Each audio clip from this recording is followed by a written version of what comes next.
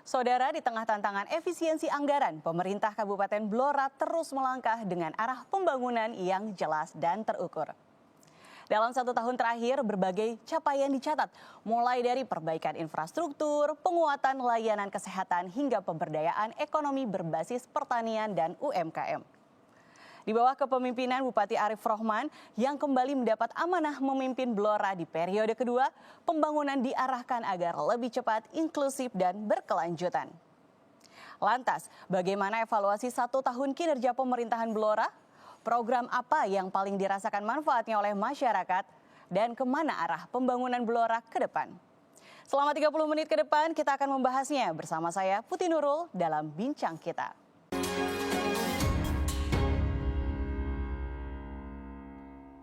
Untuk membahasnya sudah hadir bersama kita Bupati Blora Bapak Arif Rohman. Bapak Bupati mendapat kepercayaan masyarakat untuk memimpin Kabupaten Blora dan kini memasuki periode kedua jabatan. Mas Arif Rohman, selamat siang. Bagaimana kabarnya? Mbak Putih, alhamdulillah baik. Baik, terima kasih banyak sudah hadir di sini bersama saya dan di Bincang Kita Kompas TV. Mas, nah, pada tahun anggaran 2025 sampai 2026 ini, Pemkab Blora menetapkan 3 fokus utama. Mulai dari infrastruktur, kesehatan, dan juga pemberdayaan ekonomi. Apa landasan strategi di balik penetapan prioritas tersebut nih, Mas Arif?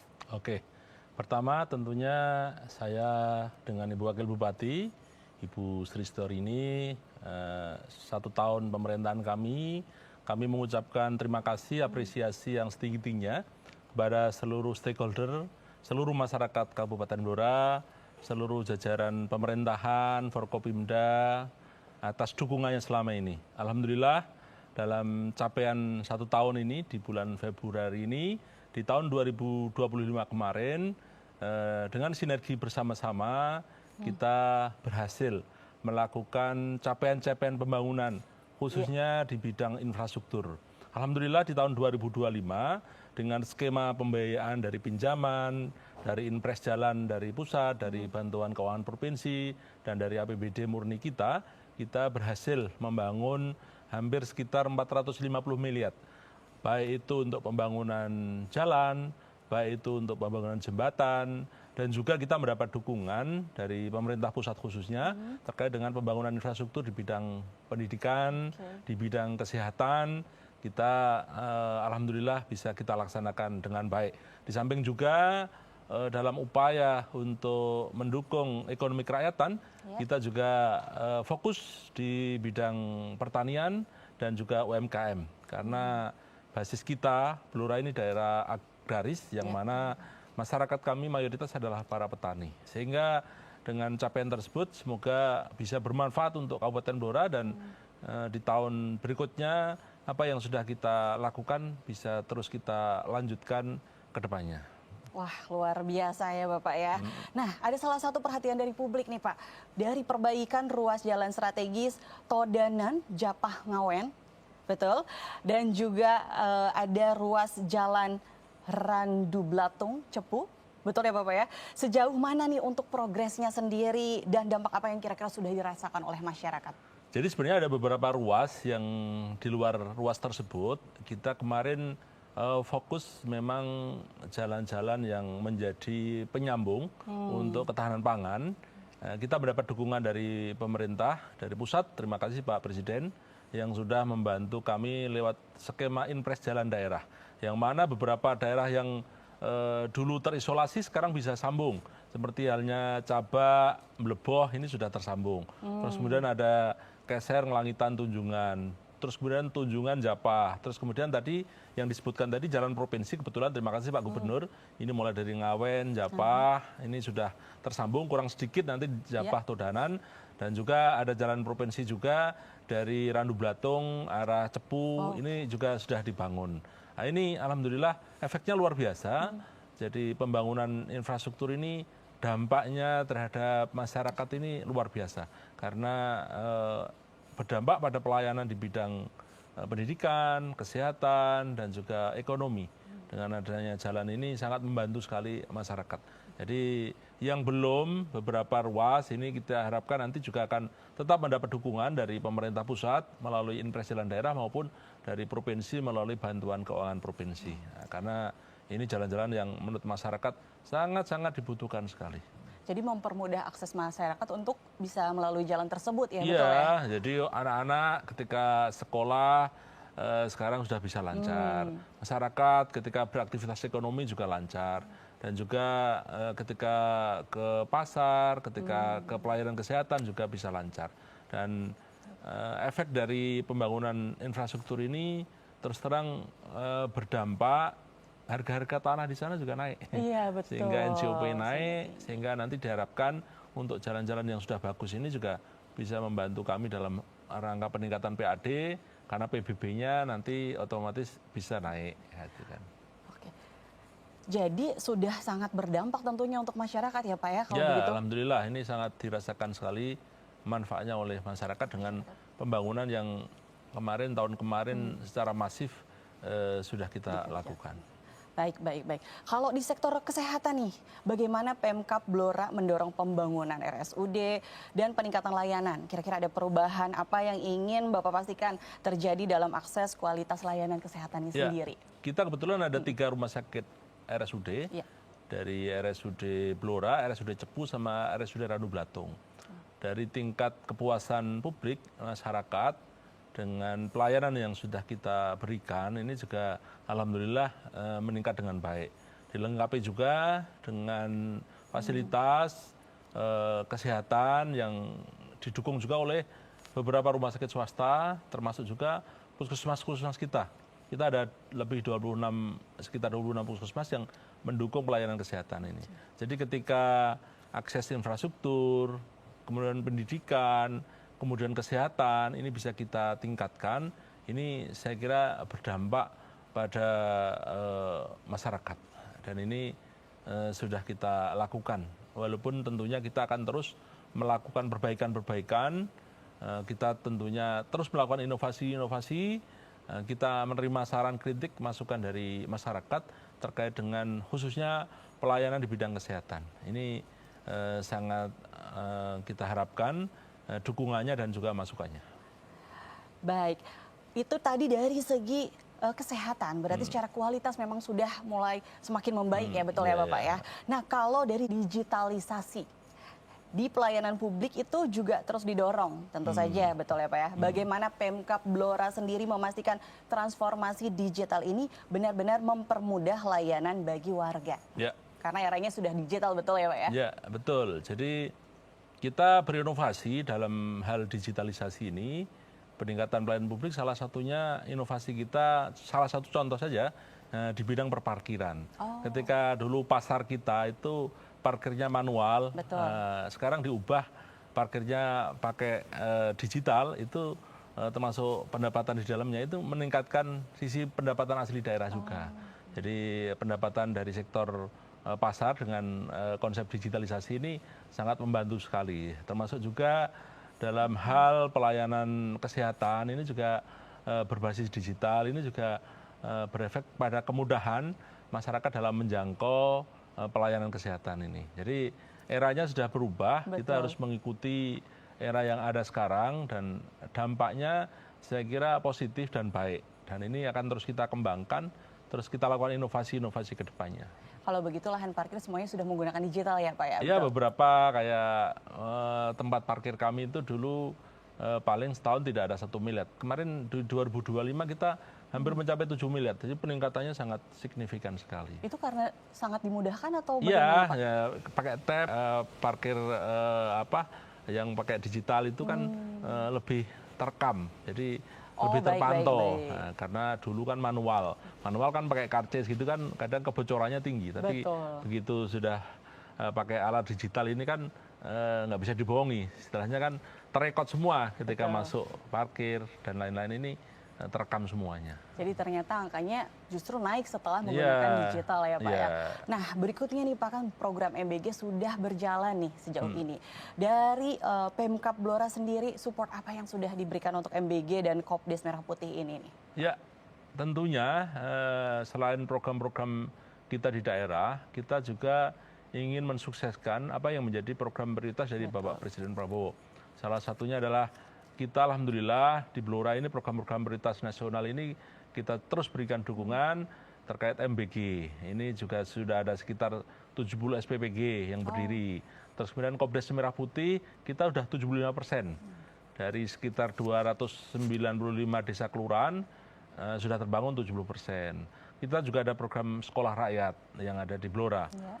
Dan ini tentunya kita ingin nanti dampaknya bisa dirasakan oleh masyarakat. Seperti program MBG, kami nanti ingin agar Kopdes Merah Putih yang didirikan nanti salah satu usahanya adalah untuk mendukung program MBG ini. Betul. Mungkin nanti bahan baku seperti berasnya, telurnya, sayurnya, dan yang lain ini bisa di stok dari Kopdes Merah Putih. Nah, ini kita rancang agar dana program yang sudah diberikan oleh pemerintah pusat ini berdampak pada pertumbuhan ekonomi, berdampak pada UKM dan juga ekonomi yang ada di lokal Kabupaten Blora. Baik Bapak, terima kasih penjelasannya sangat jelas sekali dan kita sudah sangat memahami ternyata memang supportnya juga luar biasa ya dari Pemkab Blora sendiri nih. Masih banyak pertanyaan yang saya ingin tanyakan sebetulnya nih Pak. Tapi boleh sedikit dong dari Bapak mungkin untuk menyapa pemirsa semuanya. Ya. Kira-kira kita akan membahas apa aja setelah ini. Oke, pemirsa Kompas TV, selanjutnya kita akan membahas tentang implementasi program prioritas dan dampaknya di lapangan. Jadi jangan kemana-mana, tetap di Bincang Kita Kompas TV. Luar biasa, terima kasih Bapak. Kembali lagi di Bincang Kita dan masih bersama Bupati Blora, Bapak Arief Rahman. Halo Bapak, kita lanjutkan perbincangan kita tadi ya Pak. Siap, Mbak. Siap. Nah, ada perbaikan dan pelebaran jalan dengan konstruksi rigid beton terus dilakukan nih Pak. Bagaimana Pemkab Blora menentukan skala prioritas ruas jalan yang dibangun terlebih dahulu? Mana dulu nih Pak kira-kira? Ya. Bagian mana? Jadi Blora ini kontur tanahnya ini bergelombang. Tuh. Jadi kita memang membangun jalan-jalan yang kita bangun kemarin itu pakai strategi rigid beton agar bisa bertahan lebih lama, bisa lebih dirasakan manfaatnya. Dan dalam pembangunan infrastruktur ini tentunya kita mendapat masukan baik dari masyarakat maupun dari DPRD kita. Nah, kira-kira ruas mana yang sangat parah dan ruas mana yang efeknya ini bisa dirasakan dalam mendukung program ketahanan pangan dan juga program yang lainnya. Jadi tidak mau-maunya kita aja, tapi berdasarkan tadi kan kita buka ruang aduan di medsos juga, Pak jalan ini ya itu lewat komunikasi dan nanti diusulkan lewat musrenbang. Jadi dari musyawarah tingkat desa, kecamatan, kabupaten itu muncul mana-mana prioritas jalan yang akan kita bangun. Nah, baru setelah itu kita cari anggarannya, baik dari impres jalan daerah dari pusat, dari Banprop maupun dari APBD kita.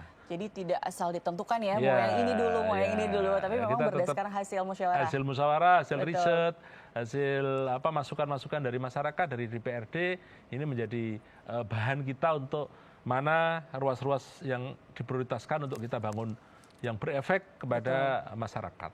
Mana yang terlebih dahulu ya Pak ya. Tadi dari jalanan, kemudian kalau dari kesehatan lagi nih Pak, kembali ke kesehatan. Pembangunan Rumah Sakit Samin Surosentiko, Randu Blatung, dan peningkatan fasilitas RSUD Dr. R. Sutiono menjadi proyek besar nih Pak kan. Betul ya Pak ya. Bagaimana Pemkab memastikan pembangunan ini diiringi dengan peningkatan SDM dan juga mutu layanannya tadi Pak? Ya, jadi memang Rumah Sakit Samin Surosentiko ini berada di Blora Selatan, yang mana ini di wilayah Kecamatan Randu Blatung yang penduduknya ini terbesar kedua setelah Kecamatan Kota Blora, sehingga mendekatkan pelayanan kepada masyarakat. Efeknya sangat luar biasa, yang mana kita terus ikuti juga dengan pembangunan fisik maupun SDM-nya. Ada beberapa dokter-dokter dari 3 rumah sakit kami ini kita sekolahkan ke spesialis. Karena kuncinya pelayanan kesehatan ini kan selain sarana prasarana juga SDM. SDM-nya kita tingkatkan termasuk kualitas pelayanannya. Kita selalu memberi menerima masukan saran dari masyarakat terkait dengan pelayanan kesehatan kami. Dan kami terus melakukan evaluasi bahwa bagaimana para petugas atau yang bertugas di RSUD ini harus murah senyum dan sebagainya. Nah, ini terus kita lakukan agar kepuasan masyarakat di bidang kesehatan ini terus bisa meningkat dan dirasakan manfaatnya. Jadi mutu layanan, kualitas dari dokter, kemudian dari alat-alatnya, alat-alat juga, betul. Semuanya sedang disiapkan. Baik, terima kasih Pak. Kemudian ada program lain nih Pak, pupuk cukup petani dan peternak mandiri. Betul, serta rehabilitasi irigasi. Apa perubahan yang sudah terlihat dalam produktivitas dan kesejahteraan petani? Ya, alhamdulillah dengan kebijakan Bapak Presiden terkait dengan HPP harga gabah ini meningkatkan ekonomi masyarakat. Dan kita Kabupaten Blora ini dari sisi pangan kita ini nomor potensi kita luar biasa. Betul. Kita kalau peternakan itu kita terbesar di Jawa Tengah populasinya. Sapi ya Pak ya? Betul. Sapi. Kalau dari sisi pertanian, dari padi ini kita nomor 6 se-Jawa Tengah. Dari jagung kita nomor 2 se-Jawa Tengah. Nah, dengan kebijakan pangan ini, dengan kemudahan pupuk, termasuk juga inovasi pertanian organik ini terus kita lakukan. Jadi kita kombinasi karena dari sektor pertanian ini mampu untuk membantu masyarakat kita. Nah, jadi ke depan sesuai dengan arahan Bapak Gubernur bahwa Jawa Tengah tahun 2026 nanti program prioritasnya di bidang pangan. Ini tentunya kita dukung. Adanya irigasi, bantuan pembangunan embung, pembangunan bendungan, irigasi, jaringan irigasi. Nah, ini sangat membantu untuk meningkatkan produktivitas kami di bidang pertanian. Dan berarti ini perubahannya sudah terasa ya Pak? Alhamdulillah, jadi dukungan pemerintah pusat maupun provinsi luar biasa dan kita bertekad bahwa dari pangan ini nanti akan mampu mensejahterakan masyarakat Blora. Dari masyarakat untuk masyarakat kembali. Oke. Begitu. Kalau UMKM dan investasi ini Pak, Pemkab Blora menghasilkan investasi mudah dan Blora Creative Space. Bagaimana Pemkab menjaga keseimbangan antara kemudahan investasi dan perlindungan usaha lokal? Di aspek sosialnya juga ada Pemkab Blora melibatkan Gen Z, perempuan dan juga kelompok rentan melalui musrenbang khusus. Nah, bagaimana aspirasi kelompok ini dikonversi menjadi program nyata? Ya, jadi pelibatan stakeholder dalam pembangunan itu sangat penting, sehingga kami selalu mengajak dari mulai tadi Gen Z, perempuan dan sebagainya untuk berpartisipasi dalam mensukseskan pembangunan ini. Nah, jadi investasi juga penting, investasi yang ramah lingkungan, investasi yang menyerap tenaga kerja ini juga kita lakukan. UMKM kita harapkan nanti juga bisa naik kelas. Basisnya kita ingin juga bisa menembus ekspor juga. Kita ada potensi kerajinan, ada potensi batik, ada potensi sektor-sektor tadi pangan ini arahnya tidak hanya untuk mencukupi kebutuhan lokal, tapi bagaimana nanti juga mampu kita kirim untuk kerjasama dengan daerah lain maupun bahkan sampai ke luar negeri.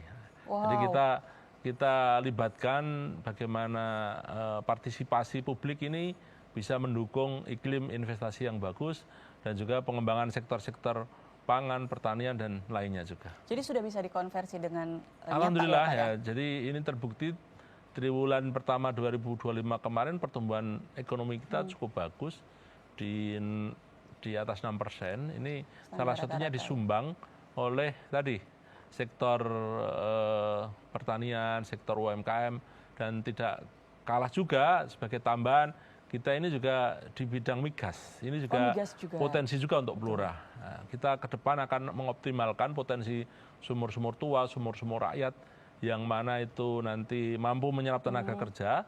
Ini juga nanti menyumbang juga dari sektor pertumbuhan ekonomi di Kabupaten Blora. Jadi segala upaya inovasi yang mana itu potensi ada di Blora nanti akan kita kembangkan yang muaranya untuk kesejahteraan masyarakat yang ada di Kabupaten Blora.